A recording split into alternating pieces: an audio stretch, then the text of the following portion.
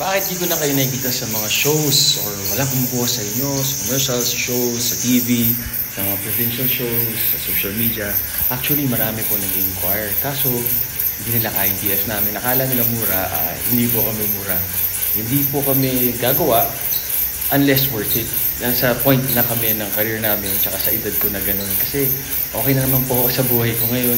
Happy na po ako nakakatulong ako sa inyo through relationship, fitness, tsaka workout na advice from my experience. And yung mga natutuwa at naaaliw or naiinis sa mga kanta namin, ang laki po nung okay na po, sobrang solve na.